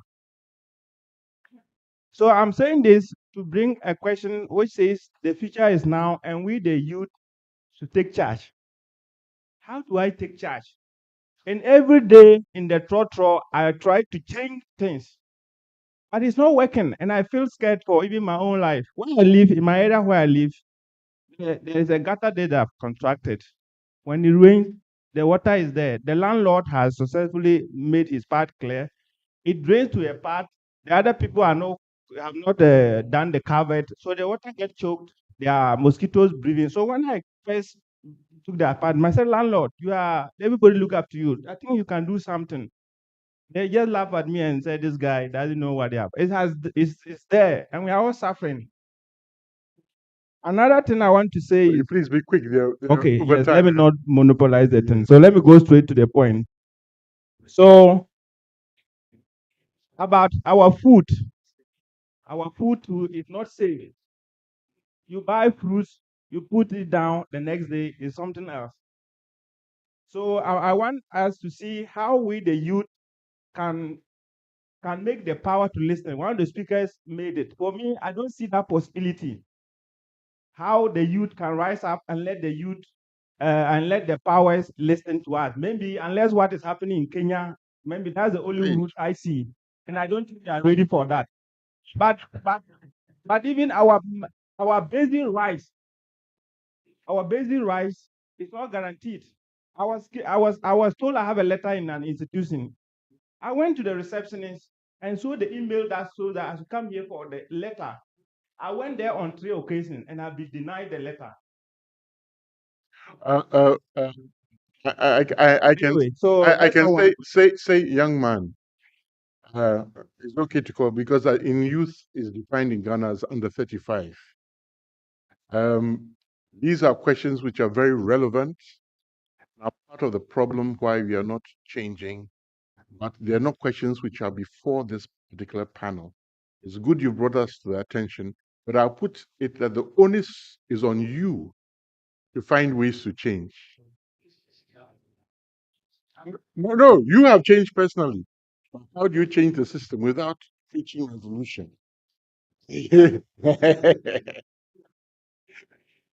Please identify yourself. Okay. Good evening. My name is Hajara Guba from German Embassy Climate Affairs. First of all, I would like to thank our renowned speakers for such an impactful talk. And You have the opposite of him. hello. Aha. Yes. Can you hear me now? Yes. Yes. So I want to thank our renowned speakers for such an impactful speech and for, challenging the youth to act now. So my first question has to do with illegal mining, which is Galamsey. 2 questions. I have 2 questions. Yeah, because it seems you have a list. No.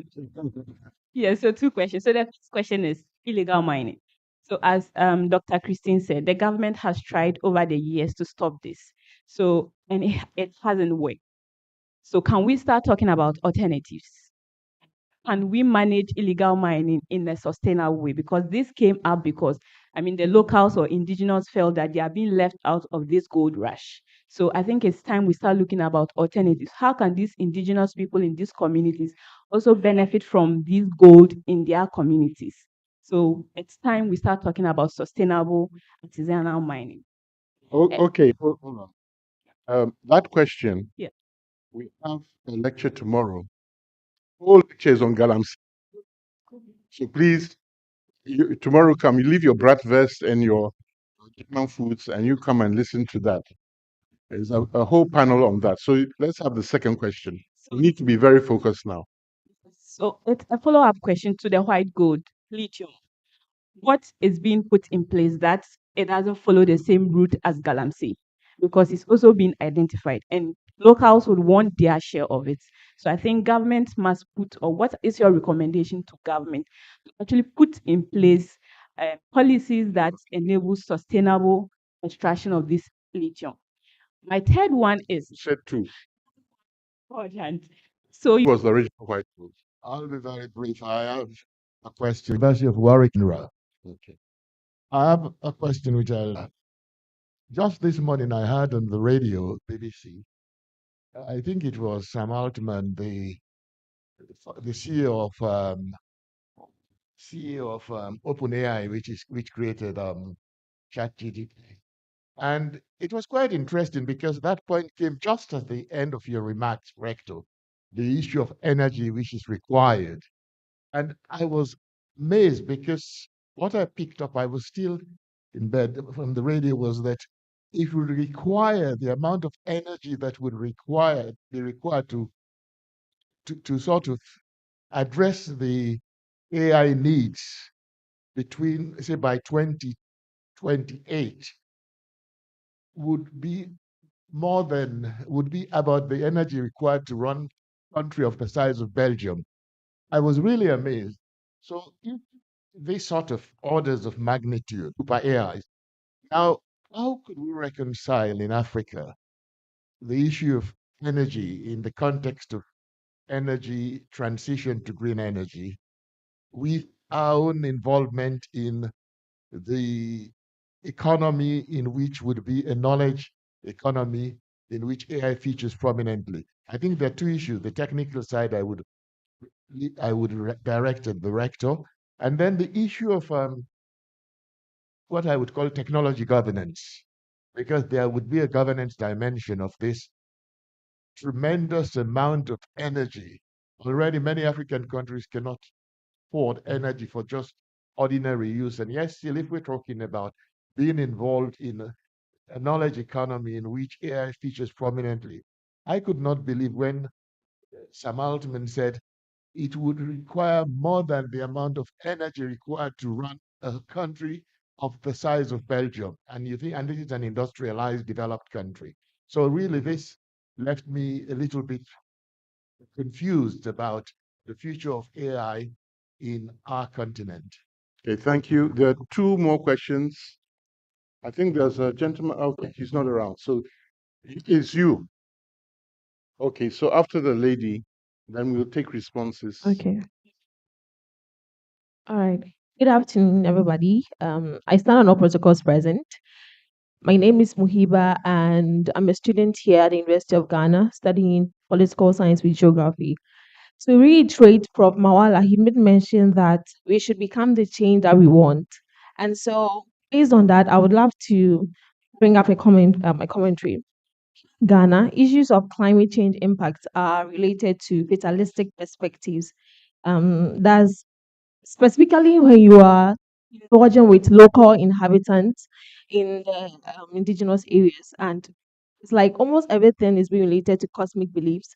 And so, in order for us to be the change that we want, or the change we want each and every one of us to transcend into a green economy, because my local indigens don't understand the fact that they should stop eating meat. Okay, and we have the last question. From the University of Ghana. Which unit? Your lecture where? I'm from Drink. I during the uh, seminar, I heard this thing about as it's like like my brother said, things are not working well. Right, government is not really working well, and it's been like this for like so. Why is this? Make right questions. Yes. And the other thing is, are not happy, right? Yeah, they are losing Hey, trust in the. hey, some people are very happy. Yes. You Yes. stop there. What I'm going to do is let the mic, when the mic should come back, is oh no, there's a mic here, and then we'll let the go through from start here to the other side, and everybody will make comment to whatever question they can comment, and the chairman will do some. So I think what to do is to evaluate and analyze what we've done in relation to gold over the same old problems that we're going to have. Looking at the economic issues, looking at the called social issues, and then looking at the environment. I mean, your point would really hold. We would fall back into that pit. So I think this is what government needs to do, meaning the ministries, the agencies, before we. No. Thank you. I'll be very. No, government. So all I can say is the future of the African continent actually belongs to you. You are the leaders of tomorrow. You good values so that you become responsible leaders. Well, when it comes to AI, it's really about is that much of the energy consumption is on computing. It's going to be better. Digital computers are not effective when you are in the African continent because the data centers are so far away from the people. So now, we're going to be far from the center of these things with significant economic consequences for us.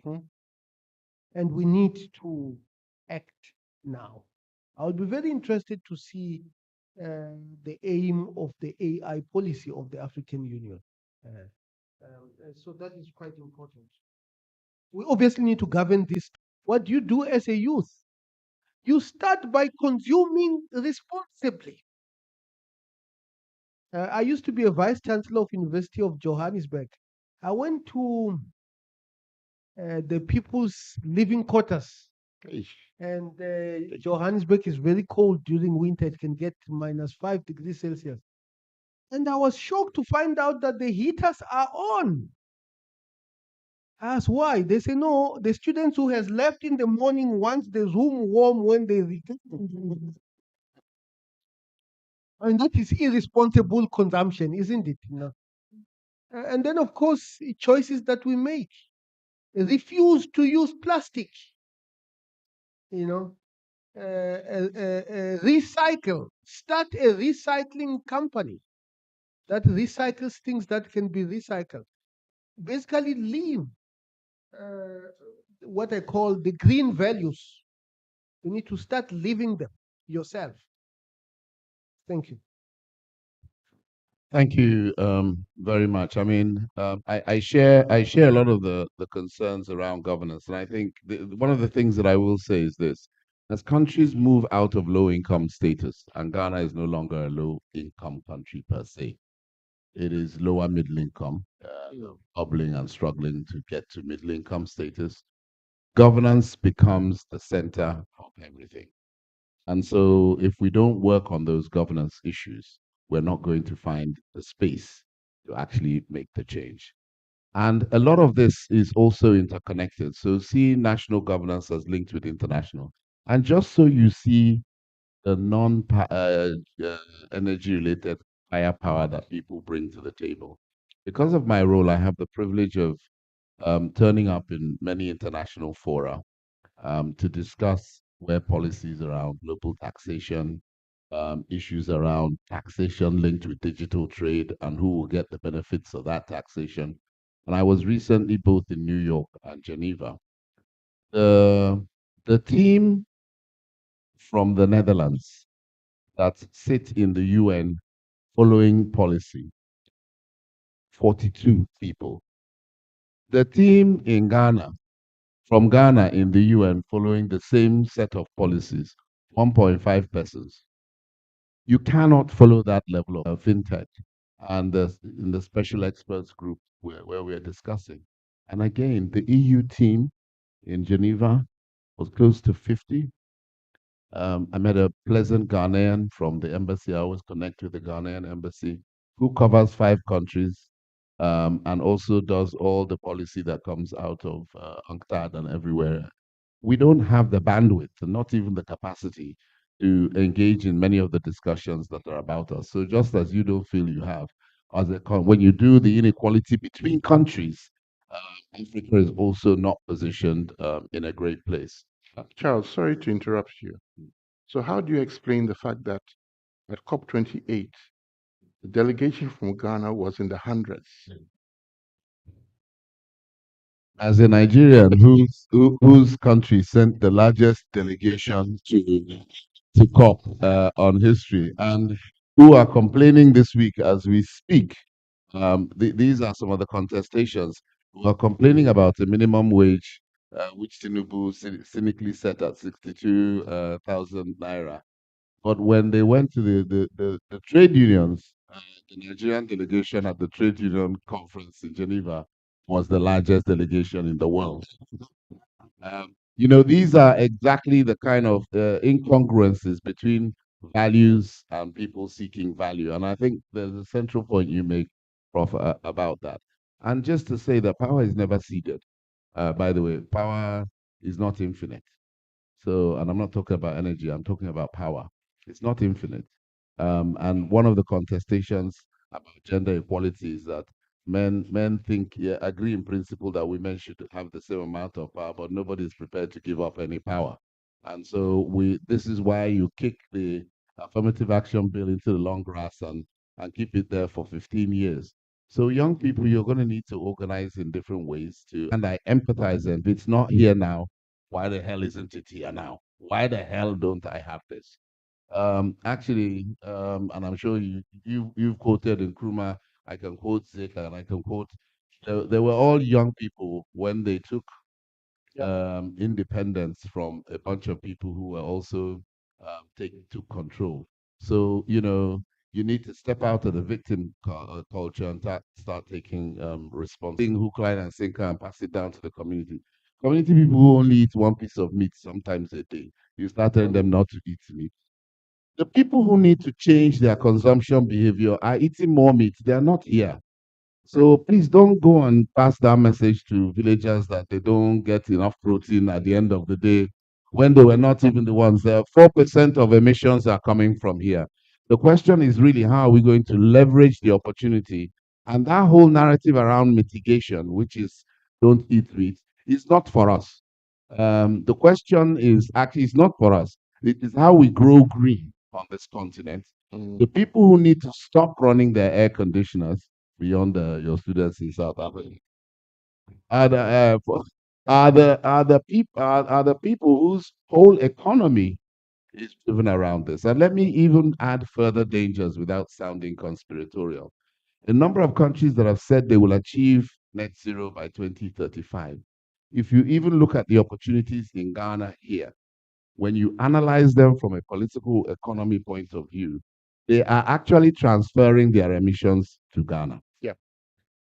They are actually saying, okay, to get to net zero, because we eat a lot of meat, we can't produce any more meat or we can't deliver net zero. I know what, let's go and set up a dairy farm in Ghana and then import the meat, but blame Ghana for the emissions and use it to exclude them from the next round of trading. And this is why I say these things are complex, but you have to understand them. If you don't understand the complexity and then you go to the negotiating table, you will see a farm coming to Ghana at scale as opportunity when actually it is a trap. Yeah. And even the conversation that we are less than 4% of solar in Ghana, and therefore sign new deals, take solar to 15% quickly. If you don't reconcile that with the debt trap that you currently have with your current energy, are you adding to your problem? Are you adding another handcuff and now tying your leg so that by the time you actually are green, you are actually mobile because you've been tied into so many corners? And this is where it's really important that capacity is matched with task. Because unless there's capacity and short term gains are 1,000 people traveling because the trip allowances at least will let me get past next week becomes the driver rather than do I understand the policy that is being discussed. And so this is why I said, there's a lot of indigenous knowledge that we need to rely on.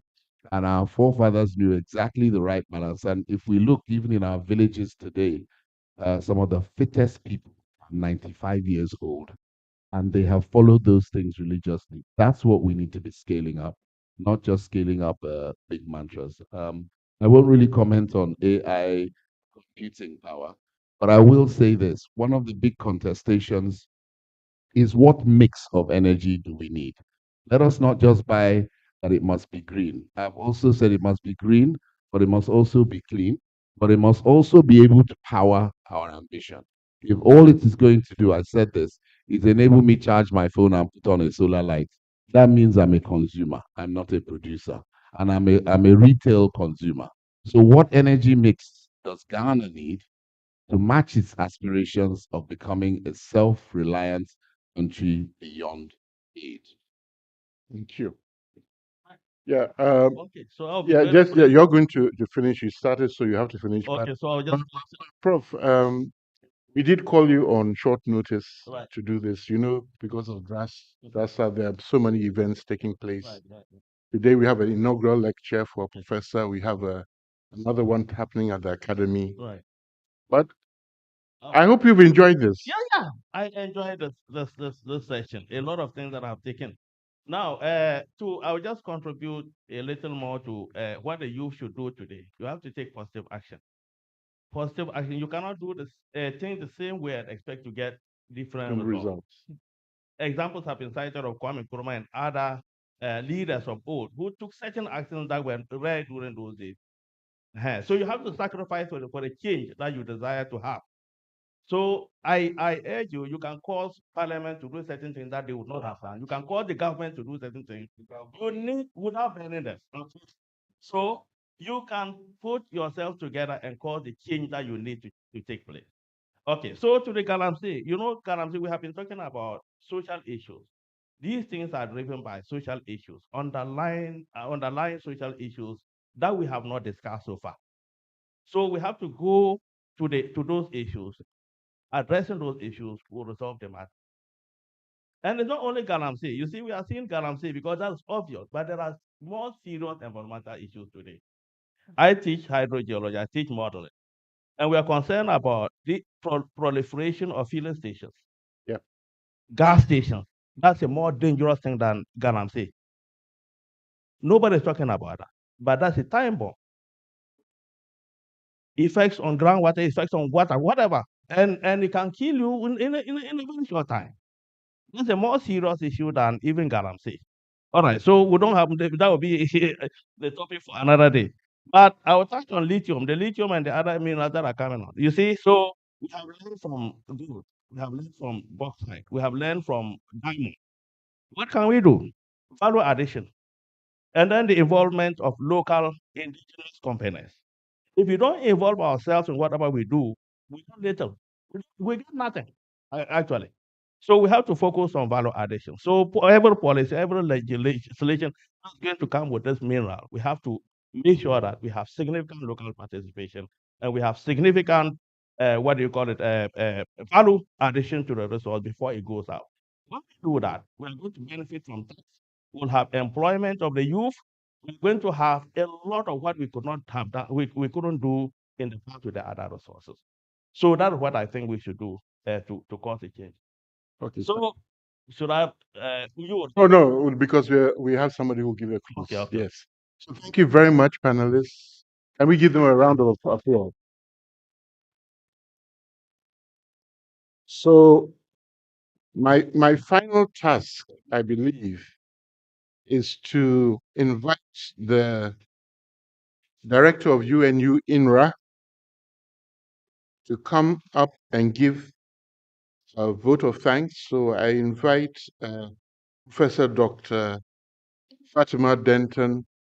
She's also a professor of the University of Utrecht, to come and say a few closing remarks.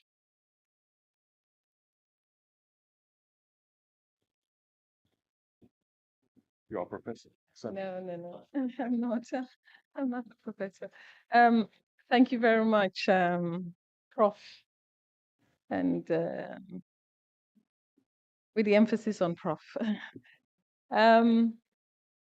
So there's been a lot said today, and it's very rich. So I'll try not to belabor any of the points, but just move straight into the thanking aspect. I think all of these animated conversation that we had could not have happened without you. So thank you very, very much. I want to start with the poet. Is he still here? He's gone. Oh, shame. Well, I think he was the one that talked about the story about glorifying the hunter, and it just reminded me of the Chinua Achebe's quote, which I think is very relevant, and where he said, until the lions have their own historians, the history of the hunt will always glorify the hunter. I think it's so relevant, and it really, to a large extent, goes down to the essence of what you were saying, Charles. I think one of our biggest problems is around narratives. And narratives are important. And I mean, for me, this quote is basically talking about the necessity to shape our own narratives. I think Charles just mentioned the whole aspect of not eating meat. Now we're talking about certain areas that are more or less becoming carbon sinks. So, in other words, a problem has been created and we're looking for solutions, but we're looking for solutions in places that are already going to be affected by the problem. So, I mean, there's a kind of circular way of understanding this issue that we're in. And for everyone who's talked about governance, for me, governance is about structures, about policies, but it's ultimately about behavior.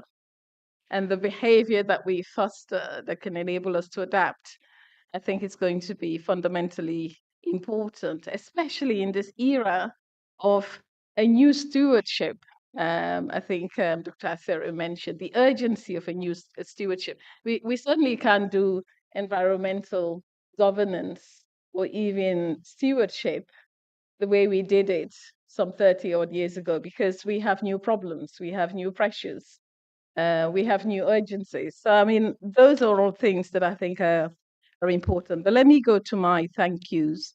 I want to thank Charles, our resident coordinator, for a really thought-provoking lecture.